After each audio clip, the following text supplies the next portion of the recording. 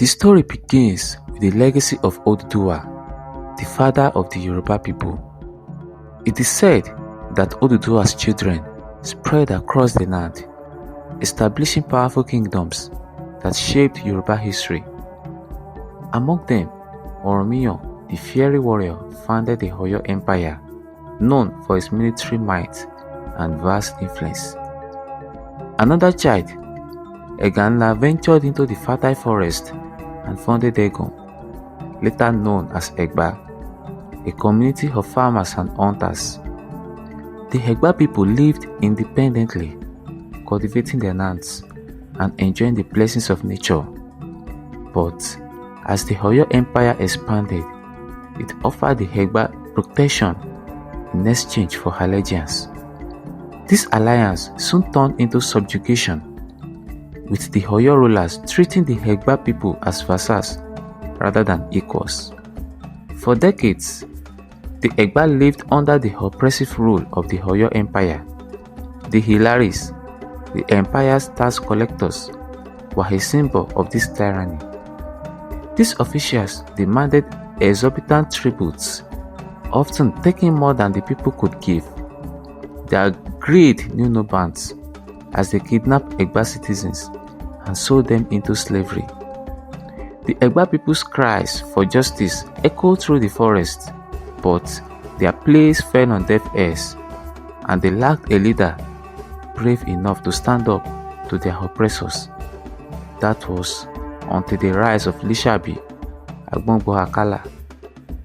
Lisabi, born in the town of Itoku, grew up in a land burdened by the tyranny of the Oyo Empire. He was a giant of a man, both in stature and spirit, with a deep connection to the gods and the land. Legend spoke of his impenetrable charm vest, blessed by a powerful Orisha, making him invisible in battle. The Egba people whispered of Lisabi's lineage, tracing his ancestry to Ogun, the god of war and iron. This divine heritage was said to imbue him with unmatched strength and spiritual powers. As a farmer and warrior, Lisabi's dedication to his people and his land made him a natural leader. Lisabi began to rally his people in secret. He traveled from one Egba village to another, speaking to the herders, hunters, and farmers.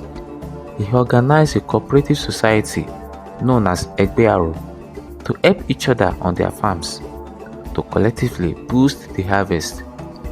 Lisabi also used the group to organize and train a group of seasoned warriors and able-bodied Egba men for battle to protect their land. Lisabi was energetic and hardworking. He worked tirelessly on others' farms, earning the respect and loyalty of the Egba men, who swore to do their best when it was time to work on his own farm. When it was time to work on his farm, he declared war on Oyo and rallied members to fight for the freedom of their land from the Oyo's tyranny. Lisabi's plan was bold and dangerous, and it required secrecy and trust. A single traitor could doom the entire movement. Some of the members were surprised, some scared, but they did not want to renege on their promise of doing his own with the same zeal he has been putting into theirs. They all agreed to the plot and perfected their attacks. The Egba, tired of their oppression, rallied behind Lisabi. The day of reckoning was set, and their plan was clear. The Ilaris would be eliminated in a single coordinated strike. On the fateful morning, the Ilaris entered the Egba towns as they had countless times before, confident in their dominance. But this time, they were met with armed resistance. Using farming tools, spears, and their unwavering determination, the Egba people struck back. By the end of the uprising, over 600 Ilaris were killed. Legend has it that Lisabi himself killed over 250 Ilaris. News of the rebellion traveled swiftly, reaching the heirs of the Halafin in Oyo. The humiliation was unbearable, and he immediately dispatched his army to crush the uprising. The Oyo Empire's response was swift and brutal. The Alaafin's army, heavily armed and well-trained, marched toward Egba lands with orders to subdue and destroy. The Egba, though outnumbered, stood firm. Lisabi had anticipated the attack and used the dense forest to his advantage, ambushing the Oyo soldiers at every turn.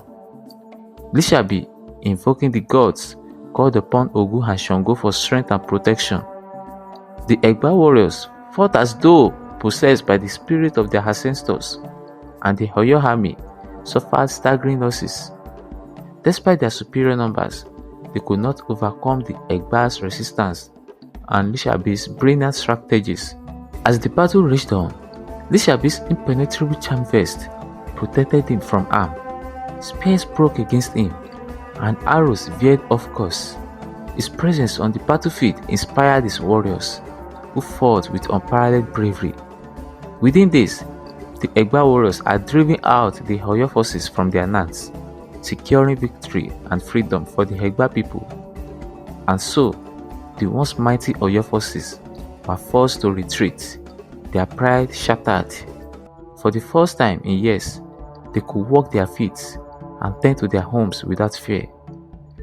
With the Oyo threat neutralized, the Egba people began rebuilding their lives. Lisabi, hailed as a hero and liberator, called for a council of elders to govern the Egba nation collectively. He emphasized the importance of unity, urging the people to put aside their differences and work together. Under Lisabi's guidance, the Egba established trade routes, formed alliances with neighboring tribes, and fortified their villages to prevent future attacks. The spirit of cooperation, born from their struggle, became the cornerstone of their society. The Egba people, long shackled under the tyranny of the Oyo Empire, found themselves free at last. Villages that echoed with the lament of oppression now resonated with songs of liberation.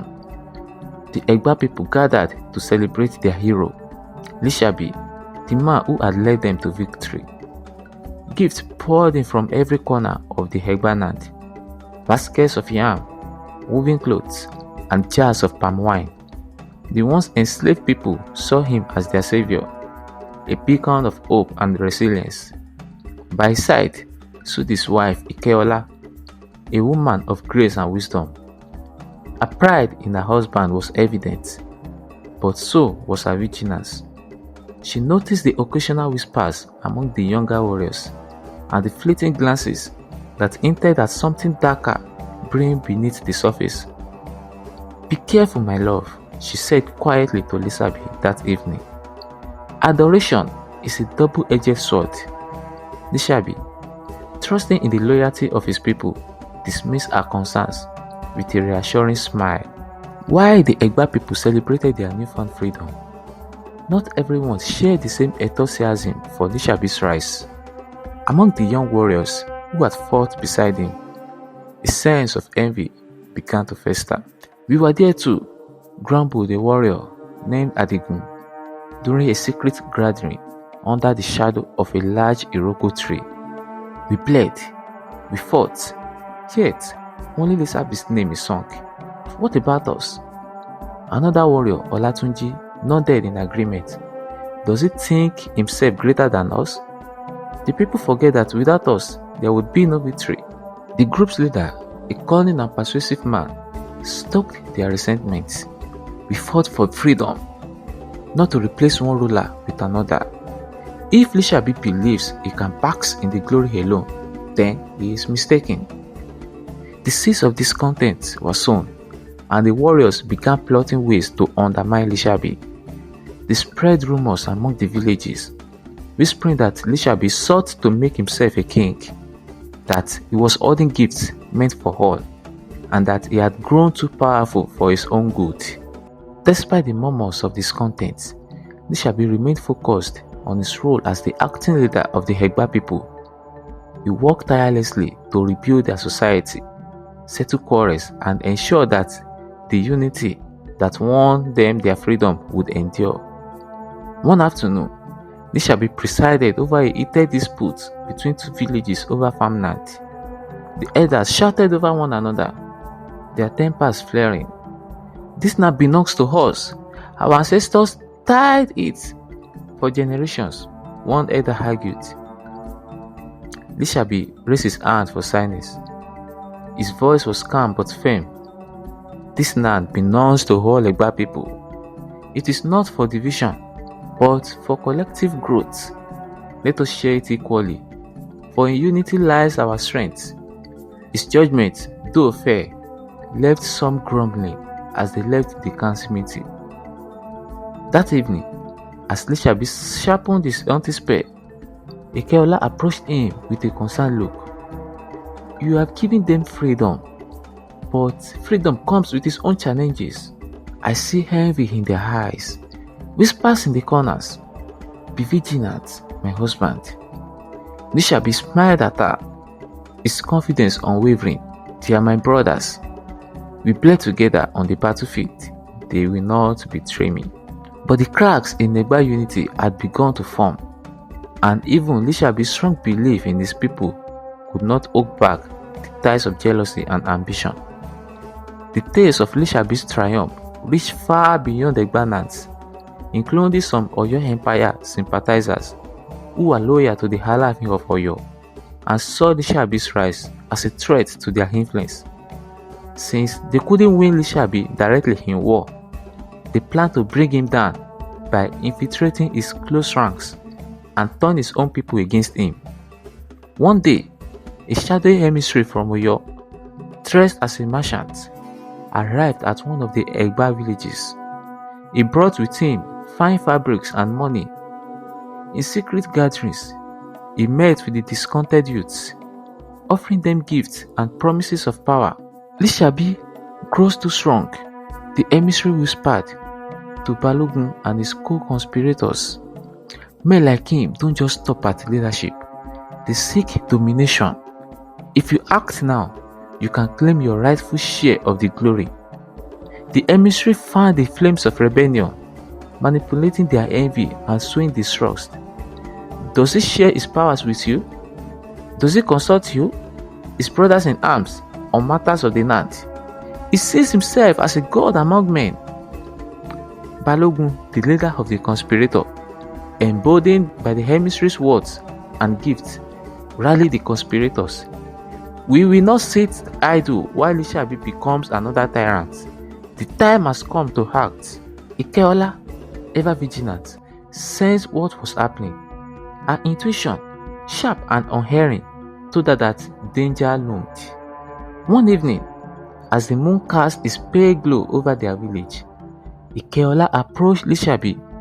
"My husband, I fear for you," she said, her voice heavy with concern.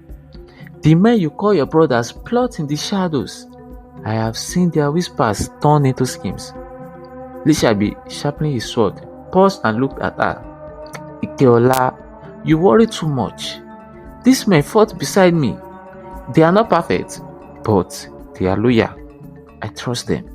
"But trust can be a blade, double-edged and dangerous," she insisted. "Listen to me, Lisabi. Strength is not just in battle, but in caution. Watch your back." Despite her warnings, Lisabi's faith in his comrades remained strong. He believed that their shared struggle forged bonds too strong to break.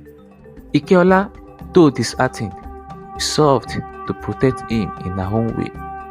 The conspirators, led by Balogun, grew bolder in their plans. They sought to eliminate Lisabi, but they knew that to strike him directly would be to face the wrath and the fury of the powerful gods who favored him. Instead, they sought to isolate him, to erode him of his power by turning his people against him. One fateful night, Ikeola overheard their plotting near the village square. Hidden in the shadows, she listened as Balogun laid out his plan. "We will spread word that Lisabi seeks to crown himself king. Once the people's faith in him is shaken, we will strike. And when we force, Egba will rise anew under our leadership. Ikeola's heart pounded as she crept closer, but a twig snapped beneath her foot, betraying her presence. The conspirators turned, their eyes narrowing in recognition. "It's the woman," Balogun hissed. Knowing the danger she faced, Ikeola stood tall. "You will not succeed," she said defiantly. "Lisabi is a man of honor, and the gods will not favor your betrayal." The conspirators, fearing that she would expose their plan, made a desperate decision. In the quiet of the night, they silenced Ikeola forever. Her lifeless body was discovered the next morning, lying near the village square. Lisabi was shattered by the loss. The woman, who had been his anchor, his voice of reason, was gone. The Egba people mourned her, but in their sorrow, whispers began to spread. Was this tragedy a random act, or was something more sinister at play? In his grief, Lisabi's heart hardened. The man who once stood as a beacon of justice and hope began to change, setting the stage for his descent into darkness. The death of Ikeola shattered the Lisabi that the Egba people once knew. Her mother was not just a personal loss, but a dagger to his sense of trust, shattering the very foundation upon which he had built his rebellion and leadership. Consumed by grief and rage, Lisabi retreated into isolation, for days refusing food or drink. When he finally emerged, his attitude had totally changed. The man who had inspired freedom now became a figure of fear. His first act was to summon the village elders and his most trusted warriors. "The time for forgiveness has passed," he declared. His voice as hard as stone. "Ikeola's blood cries out for vengeance, and I will answer." Lisabi called upon the gods he once worshipped as a humble servant. Standing before their sacred grove, he invoked their powers, channeling his spiritual connection into a storm of wrath. The skies darkened, and the winds howled as Lisabi called down curses upon those who had betrayed him. Armed with his supernatural gifts and the unrelenting fury of a man scorned, Lisabi hunted the conspirators. One by one, they fell, not in quick deaths, but in ways that served as warnings. Fields burned, homes crumbled, and those that knew about Ikeola's mother met their end in terror. The Egba people watched in silent fear as Lisabi, once their hero, became a man they could scarcely recognize. His justice, once tempered by compassion, now bore the mark of cruelty. As Lisabi's campaign of vengeance continued, whispers of his transformation spread. Some spoke of his actions with reverence, calling him a man wronged who sought justice, but others began to see him as an oppressor, no different from the Oyo tyrant they had overthrown. The very people who had rallied behind him now grew distant. Farmers avoided his gaze, merchants hesitated to greet him, and children who once shared his name now hid behind their mothers. Lisabi, aware of the shift but unwilling to acknowledge it, doubled down on his rule. He enacted strict wars, demanding total loyalty from his people. "Unity is forged in discipline," he told the herders, "and discipline requires fear." This approach only widened the gap between Lisabi and his people. His name, once spoken with pride, now carried the weight of dread. The Egba people began to question whether their hard-won freedom had come at too great a cost. As Lisabi's harsh rule continued, resentment among the Egba people grew. Whispers turned into grumbles, and grumbles into outright discussions about how to end his reign. The elders, the same ones who had once praised Lisabi for freeing them from Oyo's tyranny, now found themselves questioning the cost of their liberation. "He brought us freedom, but at what price?" one elder asked during a secret meeting. "The weight of his grief has consumed him," another replied. "He is no longer the man we once followed." Desperate for a solution, the villagers reached out to a neighboring village known for its powerful spiritual practices.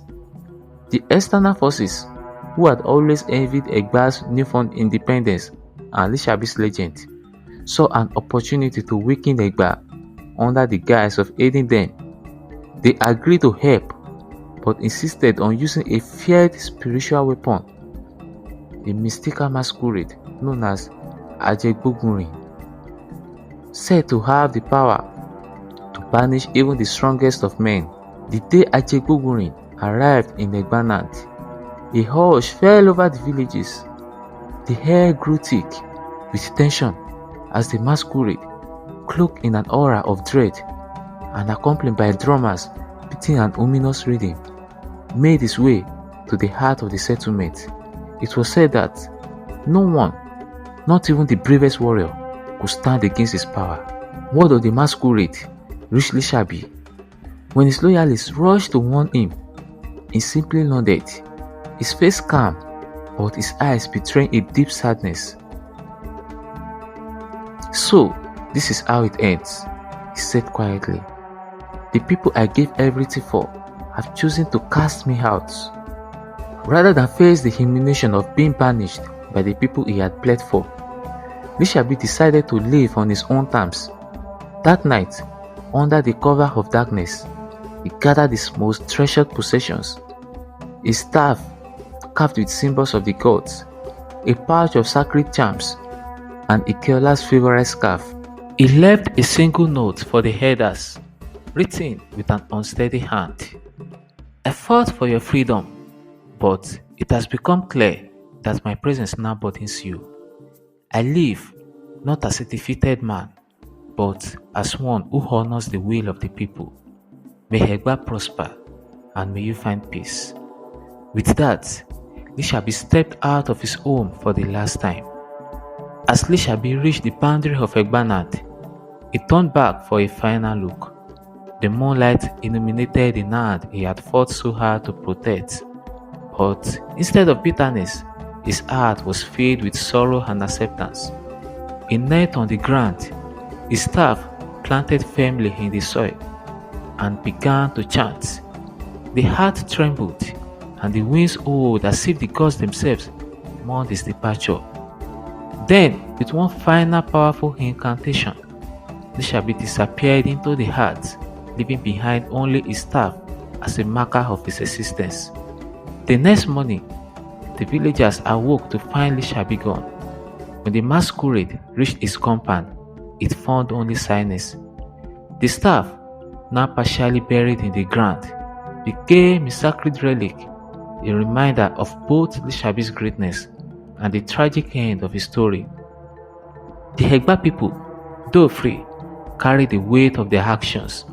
Over time, stories of Lisabi transformed him into a mythical figure, a man whose power and sacrifice transcended human understanding.